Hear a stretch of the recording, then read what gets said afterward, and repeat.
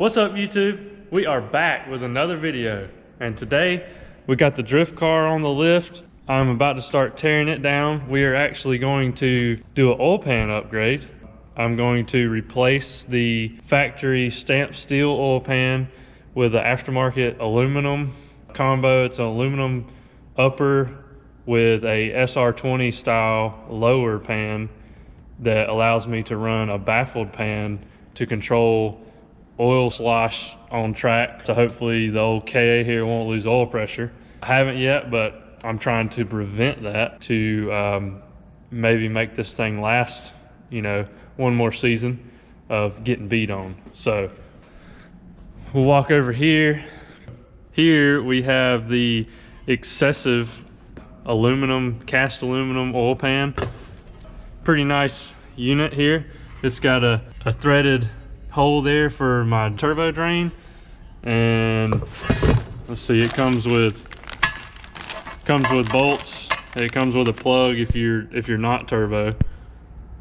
And right here, this is what I was telling you about. This is a ISR SR20 DET lower oil pan that is actually going to fit on the Xcessive oil pan. It actually adapts the KA to run lower SR oil pans.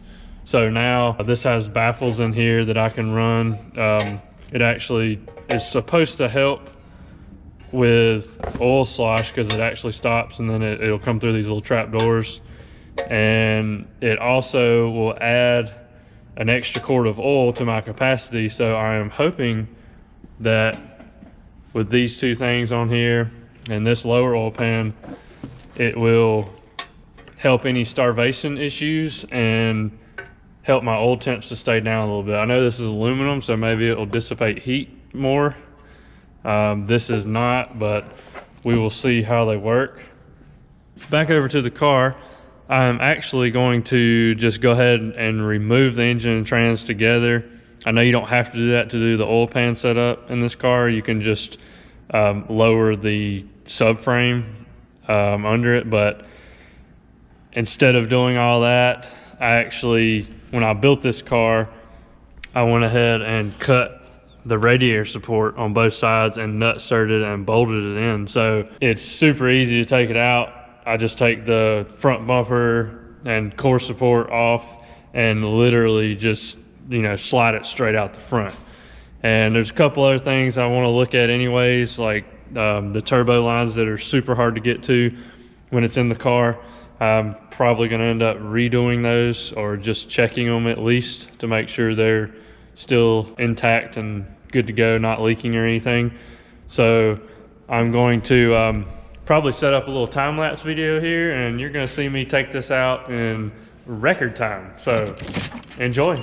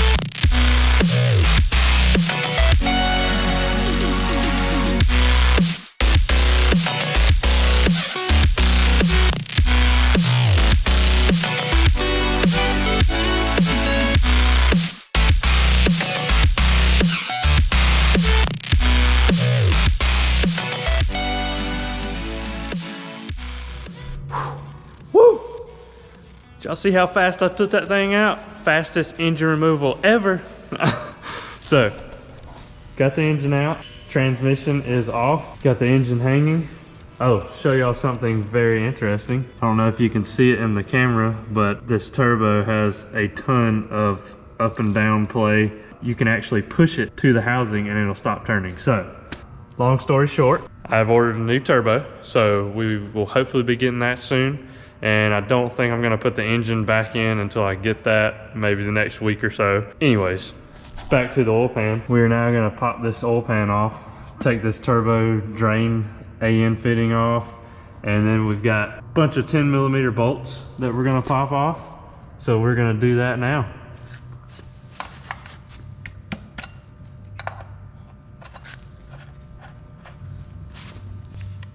Handy dandy electric ratchet from Snap-on.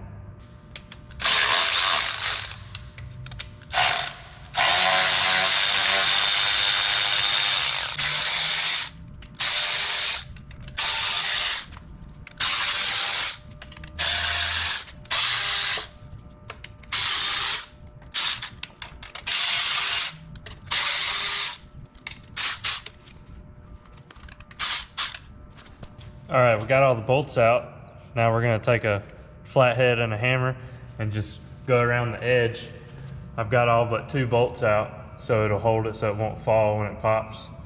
So we're just gonna go around the edge, give her a few taps, and work our way around. This will be easier with like a putty knife, but I don't have one here. So, yeah, like that.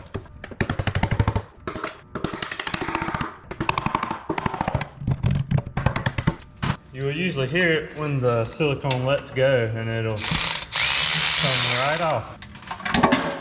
Just like that. Fell right off. Got 1 bolt in it over here. And there you have it. Drop the oil pan. So now that we got the oil pan off, good news is we don't have to clean this one up because we're replacing it. So all we gotta do is clean the silicone off of the block here and the front cover. And to do that, we are going to use a couple of tools. I've got this Snap-on carbide scraper that works pretty good. You just got to be careful not to gouge into aluminum. And then I just got a regular scraper here that we're going to use.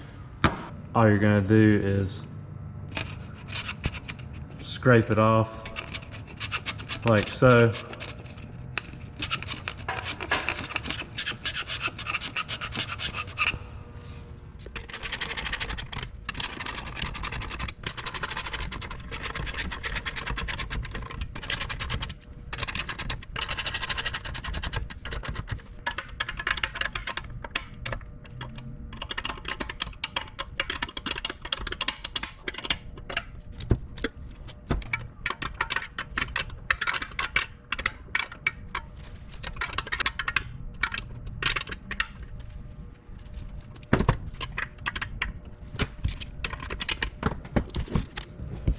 All right, so there we have the lower oil pan installed to the upper. We're gonna let that set up a little bit before we put it on the engine.